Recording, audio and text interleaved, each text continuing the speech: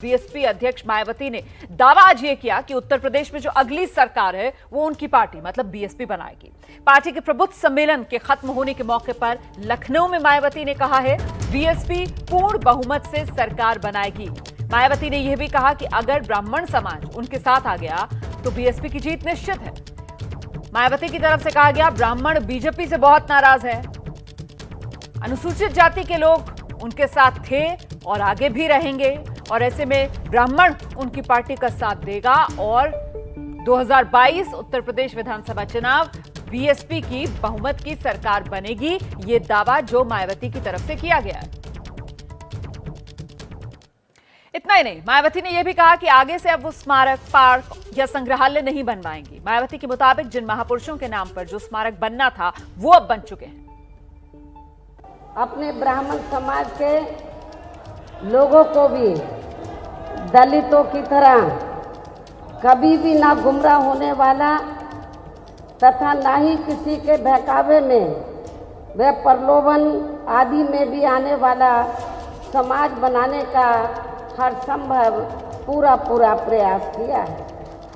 और यदि वास्तव में ऐसा संभव हो जाता है तो फिर हमारी पार्टी को यहाँ आगामी विधानसभा आम चुनाव में सन 2007 की तरह अपनी पूर्ण बहुमत की सरकार बनाने से कोई भी ताकत रोक नहीं सकती है। बीजेपी के प्रलोभन भरे वायदों के बहकावे में आकर इस बार इनकी पूर्ण बहुमत की सरकार बना के बहुत बड़ी गलती की है। जबकि बीएसपी की रही सरकार ने ब्राह्मण समाज के लोगों की अपनी सुरक्षा, सम्मान व तरक्की आदि के मामले में हर स्तर पर अनेकों ऐतिहासिक कार्य किए हैं। साथ ही इन पर कोई भी जुल्म जाति आदि नहीं होने दी है तथा इनकी रोटी रोजी का भी पूरा ध्यान रखा है।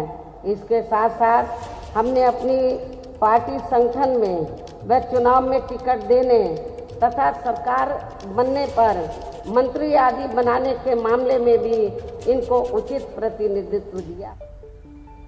और आइए सीधे आपको लेकर चलते हैं। मेरे साथ मेरे सहयोगी पंकज झा इस वक्त मौजूद है। पंकज, 2007 की तरह 2022 में उत्तर प्रदेश में बीएसपी की बहुमत वाली सरकार बनाने का ख्वाब मायावती देख रही है, लेकिन 2007 से 2022 तक तो गंगा में बहुत पानी बह चुका है।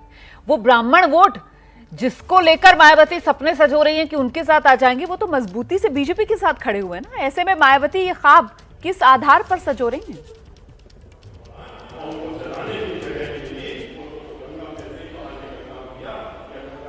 रोमन्ना, देखिए कोशिश करने में क्या जाता है, वो कोशिश कर रही है क्योंकि इससे पहले अगर आप देखें 2012 के चुनाव में तो उस वक्त उन्होंने एक तरीके से दलित मुस्लिम का कार्ड खेला था जो चला नहीं, वो लगातार प्रयोग कर रही हैं। 2019 के लोकसभा चुनाव में समाजवादी पार्टी के साथ मिलकर चुनाव लड़ी हैं। इस बार वो फिर से, उनको लगता है ना कि जो करिश्मा 2007 में हुआ था जब वो चौथी बार मुख्यमंत्री बनी थी, तो जो सोशल इंजीनियर जिसकी बड़ी चर्चा हुई थी उस वक्त देश भर में, उसको क्यों ना अपना ले, कोई और विकल्प दिख नहीं रहा था, तो इसीलिए उस विकल्प पर काम कर रही हैं। और एक परसेप्शन विपक्ष की तरफ से बनाने की कोशिश की जा रही है योगी सरकार के खिलाफ कि योगी के राज में एक तरीके से जो ब्राह्मण हैं वो खुश नहीं है, उन पर अत्याचार हो रहा है। इसी बात का जिक्र बार बार मायावती ने भी किया और सतीश चंद्र मिश्रा भी मेरे पीछे मन से कर रहे हैं। बहुत बहुत शुक्रिया आपका पंकज झा इस तमाम जानकारी के लिए। यूं भी कहा जाता है politics is a game of perception. अब कितना ये परसेप्शन बनाने में और इसको भुनाने में सफल होती है मायावती, ये तो भाई चुनाव के नतीजे ही बताएंगे।